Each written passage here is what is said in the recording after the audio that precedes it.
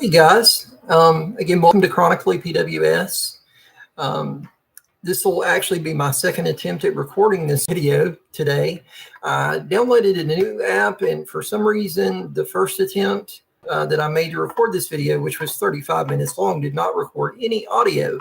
So I'm going to go through and do this once again and discuss what I wanted to talk about, which was finding new dreams.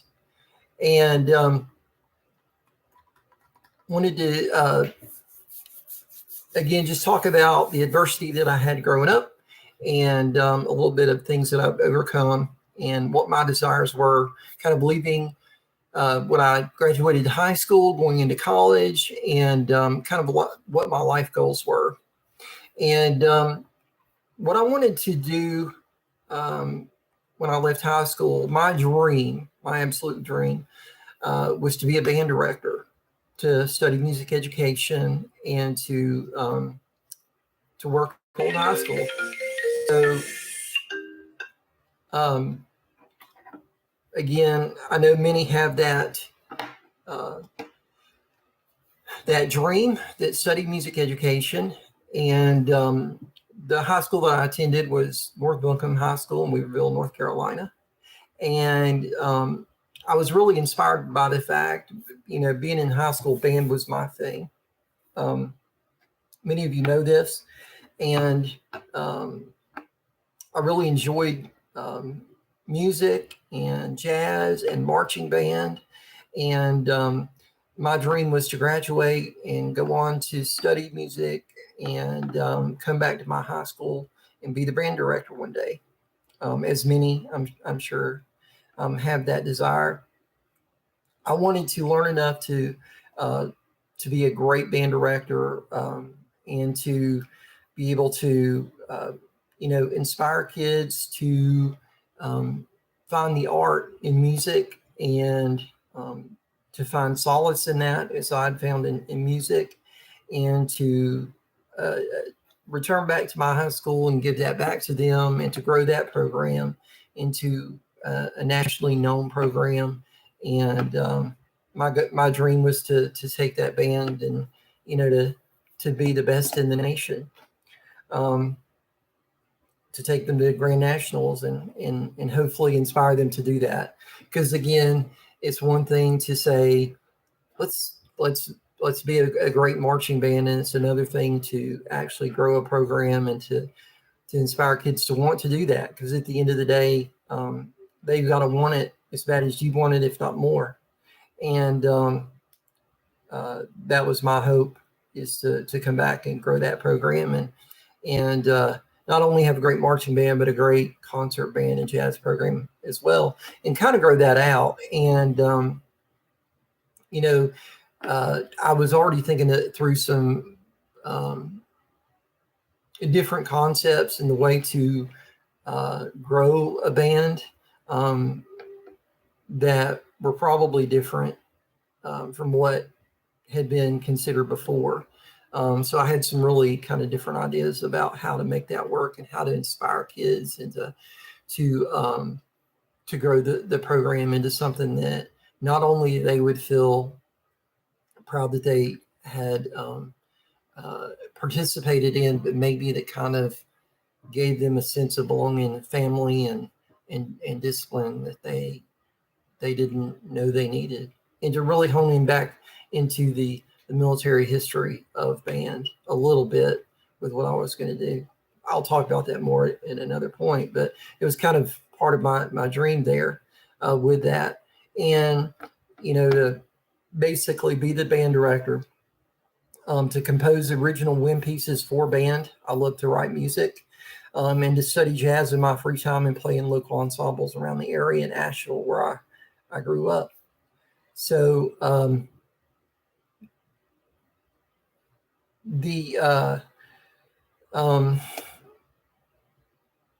to design drill and shows for marching band as well. And leaving high school or graduating high school, my goal was to go to Western Carolina University and to be involved in that program and to be involved with the marching band there under Bob Buckner, who was really nationally known as a great marching band director, and just a really great guy, artistic, smart, kind, just really, really inspirational. And I wanted to be in his group, and I wanted to learn from him. Really, but there was a different idea, I think, from my band director and my band program, what they were thinking of for me. Marshall College, another local university, had tried to kind of recruit me for performance, but that was not really my desire. But they really, whether it was my band director had reached out to their director of bands, Danny Schmitt, or at the time, or it was just he had heard of me and wanted to recruit me for his program. I'm not sure, but it was kind of the path that I was kind of being influenced towards. So kind of away from Western, more towards that. But I was really insistent that I was going to go to Western and be in their music ed program and do that. What I found when I got there is that at Western was music study outside of marching band did not really meet the expectations or inspire me the way that I thought it would. I found great interest in the choral programs, music history, and advanced music theory there. Really learning those rules in the entry, the beginning of music theory was the challenge for me, but learning how to break those rules were really liberating. And that's when I did really well with music history. So I started off mediocre in music theory, and then by the end of the sequence, I was doing really well with it. So, advanced theory, music appreciation, music history, I did really well in. The classical saxophone was really a challenge for me because I had this perfectionist anxiety about music where if I didn't play a specific passage or measure correctly, I had to go back and repeat it, and I would continue to do that. And it made it really difficult for me to perform sometimes. And my studio head, Dr. West, really called me out for that a lot. And he should have. I really needed to be performing and playing those the music down, but it made it my anxiety about making not only the piece the best that I could make it, but also the best that I heard it. So I put a lot of pressure on myself, and it made it very difficult for me to study classical saxophone. And because of that perfectionist anxiety that I had about it, I had trouble with rhythmic dictation, meaning that, I could read the piece of music. I knew the roadmap. I knew all the notes on the page. I knew what the notes meant, but internalizing the rhythm and the beat of the music in order to play it down in a sight reading scenario, I had an extremely difficult time with. And at the same time, it was always said that if you cannot sight read, your sight reading ability is the true measure of your musicianship. So if you're not a good sight reader, you're not a good musician, essentially. So I had a really negative self-image of myself regarding rhythmic dictation and playing music within the context of college because I didn't find that I was a good sight reader. So it was very difficult for me there. I was great at, again, getting those advanced concepts in theory and learning orally, hearing jazz and playing along. And actually, I always did best with my classical playing when I actually heard recordings of it that I could go back and kind of glean from. So that's kind of how I made it through that. And again, that true measure of musicianship, being a great sight reader, was difficult for me to move past that. In the summer of 2001, my maternal grandmother passed away from breast cancer. And I was informed from Western Carolina University's marching band, the band that I had come there to play with, that if I did not show up the next week, several days after her passing and funeral, that I would not be allowed to play in the band. This was very disheartening to me based upon the fact of what I've been going through at the time. And with the loss of my maternal grandmother, who I was extremely close to, given, just we had she helped raise me. She helped me make it through all this illness. She helped, she was there. So she was really a cornerstone in my life. And it was very difficult to hear that I had to basically not have that time to grieve, that I would have to immediately show up for marching band, or I would not have a spot. And this was a student leader at the time God had informed me this. So I was very angry, begrudgingly so, and really mad that I was treated that way after the passing of my grandmother. But I did make it to camp. I think I was given a solo that year in the opening piece, which was awesome. I really enjoyed that. But I think in retrospect, it might have been offered to me as a consolation. I'm not sure. I am a good I'm a good jazz player, so I'm not putting it past the fact that it was my own abilities that got me that solo. But I will say that I had went through hell in that time period. So I was not quiet about what I was being put through at that point. So depression, anxiety, stress, everything that you go through in college, and not having the safeguards of family to help me protect myself against myself. I gained 150 pounds being in college, and turning to food for comfort. I was in and out of school between 1997 and 2005 when I finally graduated. In 2004, my parents told me that they could no longer support my efforts in school.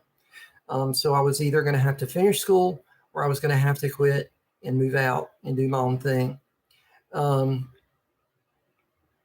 So that year, I compressed 43 credit hours of study in order to be able to finish school with a degree within that year, because I would not have any support to continue school after.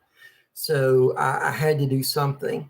So I took the 43-hour course, which is, if you know about college course, the average school year is 30 hours, and I had taken 43. So I had to do more than normal just to get through that year and to leave with a degree. My degree was in general music. I wasn't able to go through the education sequence. I didn't have time to do that to finish. And I had no performance or education concentration for my degree. So just a general degree in music is what I ended up graduating with. After graduating school, I worked for Earthlink for a year, in which my gallbladder started to fail. I did move out. I was living with friends from high school at that time. We'd all kind of finished up college or were working professionally. And it was really a great time for me at that point, living with them. But again, I was still having those major health concerns, and my gallbladder began to fail.